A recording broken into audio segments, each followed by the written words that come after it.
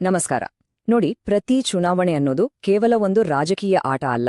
ಅದು ಜನರ ಧ್ವನಿ. ಒಂದು ಉತ್ತಮ ಆಡಳಿತಕ್ಕೆ ಬೇಕಾದ ನೀಲನಕ್ಷೆ ಅಂದ್ರೆ ಒಂದು ಬ್ಲೂ ಪ್ರಿಂಟ್ ರೂಪಿಸಬೇಕಾದ್ರೆ ನಾವು ಡೇಟಾ ಮೂಲಕ ಆ ಮಣ್ಣಿನ ಧ್ವನಿಯನ್ನ ಮೊದಲು ಕೇಳಬೇಕು. ಅದನ್ನೇ ನಾವಿಲ್ಲಿ ಮಾಡ್ಲಿಕ್ಕೆ ಹೊರಟಿರೋದು. ಇವತ್ತು ನಮ್ಮ ಗಮನ ಇರೋದು ಕರ್ನಾಟಕದ ಮುಧೋಳ್ ಕ್ಷೇತ್ರದ ಮೇಲೆ. ಯಾಕೆ ಗೊತ್ತಾ? ಯಾಕಂದ್ರೆ ಇಲ್ಲಿನ ಮತದಾರರು ತಮ್ಮ ನಾಯಕರಿಗೆ ಒಂದು ತುಂಬಾನೇ ಸ್ಪಷ್ಟವಾದ ಒಂದು ನಿರ್ಣಾಯಕ ಸಂದೇಶವನ್ನ ಕೊಟ್ಟಿದ್ದಾರೆ. ಆ ಸಂದೇಶ ಯಾವುದು? ಅದ್ರಿಂದ ನಾವು ಕಲಿಬೇಕಾದ ಪಾಠಗಳೇನು? ಬನ್ನಿ ಆಳವಾಗಿ ನೋಡೋಣ. ಯಾವುದೇ ವಿಶ್ಲೇಷಣೆ ಶುರು ಮಾಡೋಕ್ಕೂ ಮುಂಚೆ ನಾವು ಮೊದಲು ಆ ನೆಲದ ವಾಸ್ತವ ಏನು ಅಂತ ತಿಳ್ಕೋಬೇಕು ಅಲ್ವಾ? ಹಾಗಾದ್ರೆ ಬನ್ನಿ ಮುಧೋಳದ ನೆಲದ ಸತ್ಯವನ್ನ ಅರ್ಥ ಮಾಡ್ಕೊಳ್ಳೋಣ. ಯಾಕಂದ್ರೆ ಜನರ ದಿನನಿತ್ಯದ ಬದುಕನ್ನ ಅರ್ಥ ಮಾಡ್ಕೊಳ್ಳೋದೇ ಉತ್ತಮ ಆಡಳಿತದ ಮೊದಲ ಹೆಜ್ಜೆ. ಮೊದಲನೇದಾಗಿ, ಮುಧೋಳ ಅಂದ್ರೆ ಅದು ಬಹುತೇಕ ಹಳ್ಳಿಗಳಿರುವ ಕೃಷಿ ಪ್ರಧಾನವಾದ ಒಂದು ಕ್ಷೇತ್ರ. ಇಲ್ಲಿ ಸುಮಾರು 81.7% ಜನ ಹಳ್ಳಿಗಳಲ್ಲೇ ವಾಸ ಮಾಡ್ತಾರೆ. ಅಂದ್ರೆ ಅವರ ಜೀವನ, ಅವರ ಬದುಕು ಎಲ್ಲವೂ ಭೂಮಿ, ಮಳೆ ಮತ್ತೆ ಋತುಮಾನಗಳ ಜೊತೆ ಬೆಸೆದು ಹೋಗಿದೆ.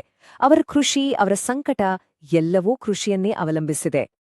ಆದರೆ ಈ ಬದುಕೇನೂ ಸುಲಭವಾಗಿಲ್ಲ. ಇಲ್ಲಿ ನಿರಂತರ ಸಂಘರ್ಷಗಳಿವೆ. ಜನರ ದೈನಂದಿನ ಜೀವನದಲ್ಲಿ 3 ದೊಡ್ಡ ಸವಾಲುಗಳಿವೆ. ಮೊದಲನೇದು ನೀರಿನ ಸಮಸ್ಯೆ. ಇದು ಅರೆಶುಷ್ಕ ಪ್ರದೇಶ. ಹಾಗಾಗಿ ಕುಡಿಯೋಕೆ, ವ್ಯವಸಾಯಕ್ಕೆ ನೀರಿಲ್ದೆ ನಿರಂತರ ಹೋರಾಟ. ಎರಡನೇದು ರಸ್ತೆ. ಎಲ್ಲಾ ಕಾಲಕ್ಕೂ ಸರಿಯಿರೋ ರಸ್ತೆಗಳಿಲ್ಲ. ಇದರಿಂದ ಏನಾಗತ್ತೆ? ರೈತರಿಗೆ ಬೆಳೆ ಮಾರುಕಟ್ಟೆಗೆ ತಗೊಂಡು ಹೋಗೋದು ಕಷ್ಟ, ಮಕ್ಕಳು ಶಾಲೆಗೆ ಹೋಗೋಕೆ ಕಷ್ಟ. ಇನ್ನು ಮೂರನೇದು, ಈ 2 ಸಮಸ್ಯೆಗಳಿಂದಾಗಿ ಸ್ಥಳೀಯವಾಗಿ ಕೆಲಸಗಳೇ ಇಲ್ಲ. ಹಾಗಾಗಿ ಹೊಟ್ಟೆಪಾಡಿಗಾಗಿ ಜನ ನಗರಗಳಿಗೆ ವಲಸೆ ಹೋಗ್ಬೇಕಾದ ಪರಿಸ್ಥಿತಿ ಬಂದಿದೆ. ಹಾಗಾದ್ರೆ ಜನರ ಈ ದೈನಂದಿನ ಸಂಕಷ್ಟಗಳು 2023ರ ಚುನಾವಣೆಯಲ್ಲಿ ಒಂದು ಸ್ಪಷ್ಟ ತೀರ್ಪಾಗಿ ಹೇಗೆ ಬದಲಾಯಿತು? ಆ ಕಥೆಯನ್ನ ಅಂಕಿಸಂಖ್ಯೆಗಳೇ ನಮಗೆ ಹೇಳ್ತವೆ. 2023ರ ಚುನಾವಣೆಯಲ್ಲಿ ಆಡಳಿತದಲ್ಲಿದ್ದ ಬಿಜೆಪಿ ಅಭ್ಯರ್ಥಿ ಬರೋಬ್ಬರಿ 17,335 ಮತಗಳ ಅಂತರದಿಂದ ಸೋಲನ್ನ ಅನುಭವಿಸಿದ್ರು. ನೋಡಿ, ಇದು ಕೇವಲ ಒಂದು ನಂಬರಲ್ಲ. ಇದು ವರ್ಷಗಳಿಂದ ಜನರ ಮನಸ್ಸಲ್ಲಿ ಶೇಖರಣೆಯಾಗಿದ್ದ ಅಸಮಾಧಾನದ ಸ್ಪಷ್ಟವಾದ ತೀರ್ಪು. ಆದ್ರೆ ಸೋಲಿನ ಅಂತರಕ್ಕಿಂತನೂ ಒಂದು ಆಳವಾದ ಕಥೆ ಹೇಳೋದು ವೋಟ್ ಶೇರ್ನಲ್ಲಿ ಆದ ಬದಲಾವಣೆ. 2018ಕ್ಕೆ ಹೋಲಿಸಿದ್ರೆ ಬಿಜೆಪಿಯ ಮತಪಾಲು -13.9%, ಅಂದ್ರೆ ನೆಗೆಟಿವ್ ಸ್ವಿಂಗ್ ಆಗಿದೆ. ಇದು ಜನರ ಮನಸ್ಸಲ್ಲಿ ಎಷ್ಟು ದೊಡ್ಡ ಬದಲಾವಣೆ ಆಗಿದೆ ಅನ್ನೋದಕ್ಕೆ ನಿಜವಾದ ಸಿಗ್ನಲ್. ಈ ಚಾರ್ಟ್ ನೋಡಿದ್ರೆ 5 ವರ್ಷದಲ್ಲಿ ಏನಾಗಿದೆ ಅಂತ ಕ್ಲಿಯರ್ ಆಗಿ ಗೊತ್ತಾಗುತ್ತೆ. ನೋಡಿ, ಬಿಜೆಪಿಯ ವೋಟ್ ಶೇರ್ 51%ಇಂದ 37%ಗೆ ಇಳಿದಿದೆ. ಅದೇ ಹೊತ್ತಲ್ಲಿ ಕಾಂಗ್ರೆಸ್ನ ವೋಟ್ ಶೇರ್ 41%ಇಂದ 48%ಗೆ ಏರಿದೆ. ಆದ್ರೆ ಇಲ್ಲೊಂದು ಇಂಟ್ರೆಸ್ಟಿಂಗ್ ಪಾಯಿಂಟ್ ಇದೆ. ಈ ಸಲ ವೋಟಿಂಗ್ ಪರ್ಸೆಂಟೇಜ್ ಕೂಡ ಜಾಸ್ತಿ ಆಗಿದೆ. ಇದರರ್ಥ ಏನು?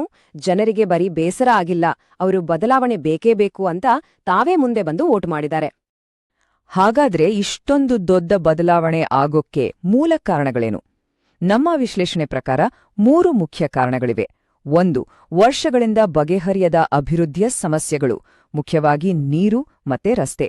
2, ಸ್ಥಳೀಯವಾಗಿ ಕೆಲಸಗಳೇ ಇಲ್ದಿರೋದು. ಮತ್ತು 3ನೇದು, ಕಲ್ಯಾಣ ಯೋಜನೆಗಳಿಂದ ಜನರಿಗೆ ಬಂದಿರೋ ಒಂದು ಆಯಾಸ. ಅದನ್ನ ವೆಲ್ಫೇರ್ ಫಟೀಗ್ ಅಂತ ಕರಿತೀವಿ. ಬರೀ ಈ ಚೂರ್ಪಾರು ಸೌಲಭ್ಯಗಳಿಂದ ಸಾಕಾಗ್ಹೋಗಿದೆ ಅಂತ ಒಬ್ಬ ಫಲಾನುಭವಿ ಹೇಳಿದ ಮಾತಿದೆಯಲ್ಲ, ಅದು ಇಲ್ಲಿನ ವಾಸ್ತವಕ್ಕೆ ಹಿಡಿದ ಕನ್ನಡಿ. ಇದನ್ನೇ ನಾವು ವೆಲ್ಫೇರ್ ಫಟೀಗ್ ಅಥವಾ ಕಲ್ಯಾಣ ಆಯಾಸ ಅನ್ನೋದು. ಜನರಿಗೆ ಬರೀ ಸಹಾಯಧನ ಬೇಕಿಲ್ಲ, ಅವರಿಗೆ ಬೇಕಾಗಿರೋದು ತಮ್ಮ ಕಾಲ ಮೇಲೆ ತಾವು ನಿಲ್ಲೋಕೆ ಅವಕಾಶಗಳು, ಸಬಲೀಕರಣ. ಬರೀ ಸಬ್ಸಿಡಿಯಿಂದ ನಮ್ಮ ಮಕ್ಕಳ ಭವಿಷ್ಯ ಕಟ್ಟೋಕೆ ಆಗಲ್ಲ ಅನ್ನೋದು ಇಲ್ಲಿನ ಜನರ ಸ್ಪಷ್ಟ ಸಂದೇಶ. ಸರಿ, ರಿಸಲ್ಟ್ ಏನು ಅಂತ ನೋಡಿದ್ವಿ. ಈಗ ಈ ಸೋಲು ಯಾಕಾಯ್ತು ಅಂತ ನೋಡೋಣ. ಇಲ್ಲಿ ವ್ಯಕ್ತಿಗಳನ್ನ ನೋಡೋದಕ್ಕಿಂತ ಸಿಸ್ಟಮ್ ಅಂದ್ರೆ ವ್ಯವಸ್ಥೆಯಲ್ಲಿರೋ ಸಮಸ್ಯೆಗಳನ್ನ ನೋಡೋದು ತುಂಬಾನೇ ಮುಖ್ಯ. ಇಲ್ಲಿ ಒಂದು ವಿಚಿತ್ರವಾದ ಪ್ಯಾರಡಾಕ್ಸ್ ಇದೆ. ಒಂದ್ ಕಡೆ ಅಭ್ಯರ್ಥಿ ಗೋವಿಂದ ಕಾರಜೋಳ ಅವರು ದೊಡ್ಡ ನಾಯಕರು, ಮಾಜಿ ಉಪಮುಖ್ಯಮಂತ್ರಿ ಕೂಡ. ಸ್ಥಳೀಯವಾಗಿ ಅವರ ಪರಿಚಯ ಚೆನ್ನಾಗಿತ್ತು. ಲೋಕಲ್ ಇನ್ಸೈಡರ್ ಸ್ಕೋರ್ 85 ಇತ್ತು. ತಮ್ಮ ಎಸ್ಸಿ ಸಮುದಾಯದ ಜೊತೆಗೂ ಒಳ್ಳೆ ಸಂಪರ್ಕ ಇತ್ತು. ಇದೆಲ್ಲ ಅವರ ಪ್ಲಸ್ ಪಾಯಿಂಟ್ಸ್. ಆದ್ರೆ ಇನ್ನೊಂದು ಕಡೆ ಕ್ಷೇತ್ರದಲ್ಲಿ ಮೂಲಸೌಕರ್ಯದ್ದೇ ದೊಡ್ಡ ಸಮಸ್ಯೆ, ಅಭಿವೃದ್ಧಿ ನಿಂತೋಗಿತ್ತು. ಈ ಸಮಸ್ಯೆಗಳು ಎಷ್ಟಿದ್ವು ಅಂದ್ರೆ ಅವರ ಎಲ್ಲಾ ವೈಯಕ್ತಿಕ ಸಾಮರ್ಥ್ಯಗಳನ್ನ ಮೀರಿ ಒಂದು ದೊಡ್ಡ ಆಡಳಿತ ವಿರೋಧಿ ಅಲೆ ಸೃಷ್ಟಿಯಾಯಿತು. ಕೊನೆಗೇನಾಯ್ತು? ಜನರು ನಾಯಕನ ಹಿರಿಮೆಗಿಂತ ತಮ್ಮ ದಿನನಿತ್ಯದ ಸಮಸ್ಯೆಗಳಿಗೆ ಜಾಸ್ತಿ ಬೆಲೆ ಕೊಟ್ರು. ನಮ್ಮ ವರದಿಯಲ್ಲಿರೋ ಒಂದು ಪ್ರಮುಖ ಮೆಟ್ರಿಕ್ ರಿಟೇನಬಿಲಿಟಿ ಸ್ಕೋರ್ ಅಂದ್ರೆ ಇದೇ ಅಭ್ಯರ್ಥಿಯನ್ನ ಮತ್ತೆ ಗೆಲ್ಲಿಸೋಕೆ ಜನ ಎಷ್ಟು ರೆಡಿ ಇದ್ದಾರೆ ಅನ್ನೋದು. ಈ ಸ್ಕೋರ್ 100ಕ್ಕೆ ಕೇವಲ 45. ಇದು ಡೇಂಜರ್ ಝೋನ್. ಜನ ಬದಲಾವಣೆ ಮಾಡ್ತಾರೆ ಅನ್ನೋದಿಕ್ಕೆ ಇದೊಂದು ಸ್ಪಷ್ಟವಾದ ಡೇಟಾ ಸಿಗ್ನಲ್ ಆಗಿತ್ತು. ನೋಡಿ, ನಮ್ಮ ಸಂವಿಧಾನದ ದೃಷ್ಟಿಯಲ್ಲಿ ಪ್ರತಿಯೊಬ್ಬ ಪ್ರಜೆಗೂ ಒಂದು ಘನತೆಯಿಂದ ಬದುಕು ಹಕ್ಕಿದೆ. ಚುನಾವಣೆ ಅಂದ್ರೆ ಬರೀ ವೋಟ್ ಹಾಕೋದಲ್ಲ, ನಮ್ಮ ಧ್ವನಿಯನ್ನ ಕೇಳಿಸ್ಕೊಳ್ಳಿ, ನಮ್ಮ ಸಮಸ್ಯೆಗಳಿಗೆ ಸ್ಪಂದಿಸಿ ಅಂತ ನಾಯಕರಿಗೆ ಹೇಳೋದು. ಮುಧೋಳದಲ್ಲಾಗಿರೋದು ಅದೇ. ತಮ್ಮ ದೈನಂದಿನ ಜೀವನ ಸುಧಾರಿಸಬೇಕು ಅನ್ನೋದು ಆ ಘನತೆಯ ಒಂದು ಭಾಗ. ಅಲ್ಲಿನ ಜನ ತಮ್ಮ ಹಕ್ಕನ್ನ ಚಲಾಯಿಸಿದ್ದಾರೆ. ಸರಿ, ಈಗ ಈ ಕಥೆಯನ್ನ ಇನ್ನೊಂದು ಆಯಾಮದಲ್ಲಿ ನೋಡೋಣ. ಈ ಸೋಲು ಒಂದೇ ದಿನದಲ್ಲಿ ಆಗಿದ್ದ, ಅಥವಾ ಇದರಿಂದ ಯಾವುದಾದ್ರೂ ಹಳೆಯ ಪ್ಯಾಟರ್ನ್ ಇದೆಯಾ? ಬೇರೆ ಕ್ಷೇತ್ರಗಳ ಅನುಭವದಿಂದ ನಾವು ಏನ್ ಕಲಿಬಹುದು? ಈ ಟೈಮ್ಲೈನ್ ನೋಡಿದ್ರೆ ಗೊತ್ತಾಗುತ್ತೆ, 2023ರ ಸೋಲು ಇದ್ದಕ್ಕಿದ್ದಂತೆ ಆಗಿದ್ದಲ್ಲ. ನೋಡಿ, 2018ರಲ್ಲಿ ಬಿಜೆಪಿ 15,000ಕ್ಕೂ ಹೆಚ್ಚು ವೋಟ್ಗಳಿಂದ ಗೆದ್ದಿತ್ತು. ಆದ್ರೆ ಆಗ್ಲೇ ಒಂದು ಗ್ಯಾಪ್ ಶುರುವಾಗಿತ್ತು. ಜನರ ಸಮಸ್ಯೆಗಳನ್ನ ಕೇಳಿಸ್ಕೊಳ್ಳೋ, ಅದಕ್ಕೆ ಸ್ಪಂದಿಸೋ ಸಿಸ್ಟಮ್ ವೀಕ್ ಆಗಿತ್ತು. 5 ವರ್ಷಗಳ ಕಾಲ ಜನರ ಧ್ವನಿಯನ್ನ ಕಡೆಗಣಿಸಿದ್ರೆ ಏನಾಗುತ್ತೆ? ಜನಾದೇಶ ಹೀಗೆ ಸಂಪೂರ್ಣವಾಗಿ ಸೆವೆದು ಹೋಗುತ್ತೆ. ಇದಕ್ಕೊಂದು ಹೋಲಿಕೆ ನೋಡೋಣ. ಪಕ್ಕದ ಬೈಲಹೊಂಗಲದಲ್ಲಿ ಗೆದ್ದ ಸ್ಟ್ರಾಟಜಿ ಹೇಗಿತ್ತು? ಮುಧೋಳದಲ್ಲಿ ಫೋಕಸ್ ಇದ್ದಿದ್ದು ತಮ್ಮ ಕೋರ್ ವೋಟ್ ಬ್ಯಾಂಕ್ ಮತ್ತೆ ನಾಯಕನ ಹಳೆಯ ಸಾಧನೆಗಳ ಮೇಲೆ. ಆದ್ರೆ ಬೈಲಹೊಂಗಲದಲ್ಲಿ ಲಿಂಗಾಯತ, ಒಬಿಸಿ ಹೀಗೆ ಎಲ್ಲಾ ಸಮುದಾಯಗಳನ್ನ ಒಟ್ಟಿಗೆ ತರೋ ಒಂದು ದೊಡ್ಡ ಸೋಷಿಯಲ್ ಕೋಯಲಿಷನ್ ಕಟ್ಟಿದ್ರು. ಜೊತೆಗೆ ಜನರಿಗೆ ಕಣ್ಣಿಗೆ ಕಾಣೋ ಹಾಗೆ ಕೆಲ್ಸ ಮಾಡಿ ತೋರ್ಸಿದ್ರು. ಇವತ್ತಿನ ರಾಜಕೀಯದಲ್ಲಿ ಗೆಲ್ಬೇಕಾದ್ರೆ ಎಲ್ಲರನ್ನೂ ಜೊತೆಗೆ ತಗೊಂಡ್ ಹೋಗ್ಬೇಕು, ಮತ್ತೆ ಕೆಲ್ಸ ಮಾಡಿ ತೋರಿಸ್ಬೇಕು. ಇದು ಅನಿವಾರ್ಯ. ಇಲ್ಲಿವರೆಗೂ ನಾವು ಸಮಸ್ಯೆಯನ್ನ ವಿಶ್ಲೇಷಣೆ ಮಾಡಿದ್ವಿ. ಈಗ ಅತ್ಯಂತ ಮುಖ್ಯವಾದ ಭಾಗಕ್ಕೆ ಬರೋಣ, ಪರಿಹಾರ.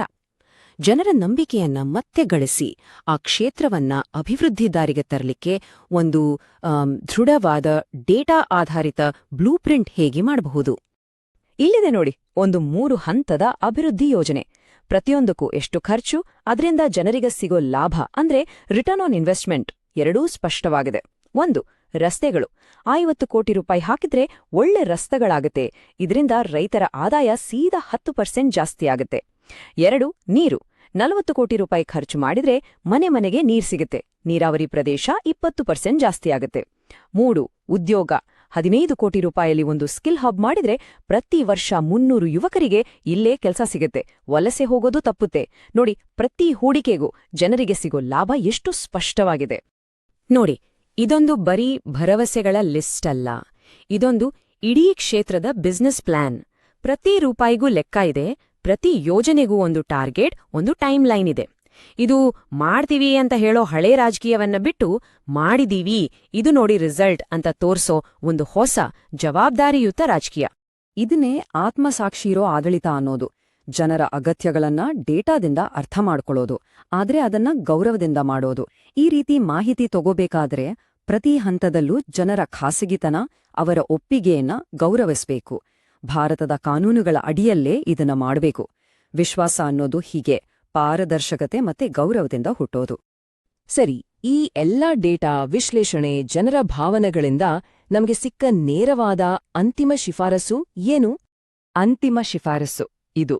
ಈ ಹೊಸ ಅಭಿವೃದ್ಧಿ ಬ್ಲೂ ಪ್ರಿಂಟ್ ಅನ್ನ ಮುಂದಕ್ಕೆ ತಗೊಂಡು ಹೋಗಕ್ಕೆ ಮತ್ತೆ ಜನರ ಜೊತೆ ಒಂದು ಹೊಸ ಪ್ರಾಮಾಣಿಕ ಸಂವಾದ ಶುರು ಮಾಡೋಕ್ಕೆ ಹಾಲಿ ನಾಯಕರ ಬದಲು ಒಬ್ಬ ಹೊಸ ಸ್ಥಳೀಯ ಅಭ್ಯರ್ಥಿಯನ್ನ ತರೋದು. ನೋಡಿ, ಇದು ವ್ಯಕ್ತಿಯ ಮೇಲಿನ ದಾಳಿಯಲ್ಲ, ಇದು ವ್ಯವಸ್ಥೆಯಲ್ಲಿರೋ ಒಂದು ನಿಂತ ನೀರನ್ನ ಸರಿಪಡಿಸಿ ಕ್ಷೇತ್ರಕ್ಕೆ ಒಂದು ಹೊಸ ಚೈತನ್ಯ, ಒಂದು ಹೊಸ ಭರವಸೆ ಕೊಡೋ ನಿರ್ಧಾರ. ಕೊನೆಗೆ ಯಾವುದೇ ರಾಜಕೀಯ ಪಕ್ಷಕ್ಕೆ ಅಥವಾ ನಾಯಕನಿಗೆ ಉಳಿಯೋ ಪ್ರಶ್ನೆ ಒಂದೇ: ಒಂದು ಉತ್ತಮ ಭವಿಷ್ಯದ ಭರವಸೆಯನ್ನ ಯಾರು ಚೆನ್ನಾಗಿ ಪ್ರತಿನಿಧಿಸಬಲ್ಲರೋ, ಬರೀ ಮಾತಿನಲ್ಲಿ ಅಲ್ಲ, ಕೆಲಸದಲ್ಲಿ. ಮುಧೋಳದ ಜನ ತಮ್ಮ ಉತ್ತರವನ್ನ ಸ್ಪಷ್ಟವಾಗಿ ಕೊಟ್ಟಿದ್ದಾರೆ. ನೀವು ಕೂಡ ಜನಕೇಂದ್ರಿತ ನಾಯಕರಾಗಿ ನಿಮ್ಮ ಕ್ಷೇತ್ರವನ್ನ ಅಭಿವೃದ್ಧಿಪಡಿಸಲು ಬಯಸಿದ್ರೆ blueprintstrategies.ai ಅನ್ನು mgr@blueprintstrategies.ai ಇಮೇಲ್ ಮೂಲಕ ಅಥವಾ 08042041602 ಸಂಖ್ಯೆಗೆ ಕರೆ ಮಾಡಿ ಸಂಪರ್ಕಿಸಿ. ರಾಜಕೀಯವನ್ನು ಮೀರಿದ ಉದ್ದೇಶ